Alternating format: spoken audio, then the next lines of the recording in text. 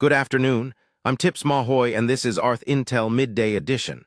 Coming up, Iran suspected of wreaking havoc on U.S. water systems with stealth attack. Saudi Arabia prepares sea and possible land offensive against Houthis.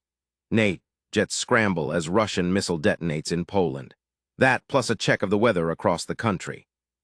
More than 30 public water systems in Minnesota were hit by what state officials call a coordinated cyber attack on July 26th and 27th.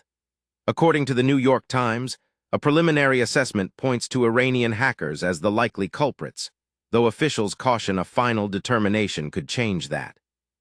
Minnesota IT Services says there's no indication drinking water was made unsafe, but one city's well and treatment plant went offline, while the mayor of Braham says his city's public works team restored service in about 90 minutes after isolating the affected system.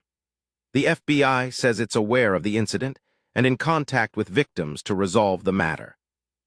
Yemeni sources tell The Guardian that Saudi Arabia is preparing a major offensive against Houthi rebels by sea and possibly by land, aiming to break their grip on shipping through the southern Red Sea. Saudi forces have reportedly been withdrawing from eastern Yemen, a move sources say could signal preparation for a land assault, possibly targeting the Al-Baida governorate in central Yemen. Meanwhile, Riyadh's defense ministry says 14 nations, including Turkey, Pakistan, and Egypt, have backed a joint statement supporting a multinational naval coalition to protect Red Sea shipping. The Iran-aligned Houthis, who control Yemen's capital, say they imposed a blockade on Saudi ships on July 20 and will lift it once Saudi Arabia ends its own blockade on Yemen, though they deny planning tolls on all vessels. NATO fighter jets scrambled early Thursday after a Russian missile entered Polish airspace and crashed, leaving a wide crater in the eastern village of Tarnowa-Kolonia. Polish and Allied F-16s, along with a refueling plane and an early warning aircraft, responded, though NATO says there were no injuries or damage from the impact. The missile was part of a larger overnight barrage Russia launched against Ukraine, killing at least 8 civilians, including children, and injuring more than 50, according to the article. NATO Secretary General Mark Rutte called it yet another reckless act by Russia, while Polish Prime Minister Donald Tusk said everything indicates it was a Russian missile, and Ukraine's foreign minister identified it as a Kh-101 cruise missile. ArthIntel Headline News is brought to you in part by Toolbox Development, AI web development and marketing. Learn more at toolboxdevelopment.net. We'll be right back. President Trump is set to unveil a new Freedom Haulers initiative at the White House this afternoon, aimed at boosting veteran employment in the trucking industry. According to Fox News, the Department of Transportation will extend the commercial driver's license waiver period for veterans from 12 months to 24 months after active duty. Omaha-based Werner Enterprises plans to announce it will hire 1,400 new veteran drivers as part of the effort. The White House says the push is paired with its ongoing crackdown on commercial drivers who don't meet English language requirements or hold improper licensing. A Georgia judge has sentenced Colin Gray, father of Appalachia High School shooter Colt Gray, to 15 years in prison. Gray was convicted of second-degree murder in the deaths of students Mason Schermerhorn and Christian Angulo, and involuntary manslaughter in the deaths of teachers Christina Irami and Ricky Aspinwall. Judge Nicholas Prim said the crimes stemmed from negligence, noting Colin Gray was never accused of knowing about or helping plan his son's attack. Prosecutors had asked for an 80-year sentence, while the defense sought 20 years. This marks the first time in Georgia a parent has been charged or convicted in connection with a shooting carried out by their child. Tensions are escalating between President Trump and Senate Majority Leader John Thune, after months of Thune telling Trump he doesn't have the votes for the White House's priorities. At a rally in Georgia, Trump said of the Senate, "It's like where you send things you want them to die." And White House Press Secretary Caroline Leavitt later said the president's patience is running out. Asked directly this week whether Thune is still the man for the job, Trump replied, "Well, we're going to find out and I'll let you know."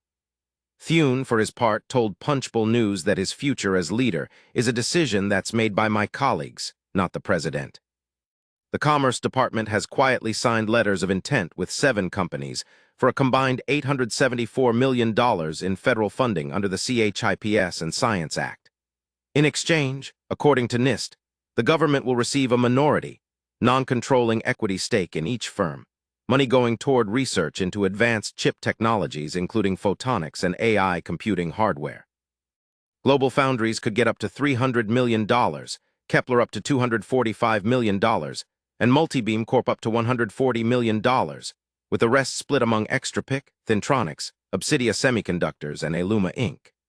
The move follows the administration's earlier 10% stake in Intel tied to roughly $11 billion in subsidies, a practice Sen Todd Young, who helped draft the CHIPS Act, has said was never intended by the law.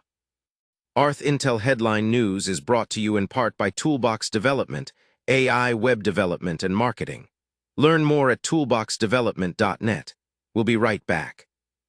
ArthIntel Headline News is brought to you in part by Toolbox Development, AI web development and marketing. Learn more at toolboxdevelopment.net. We'll be right back.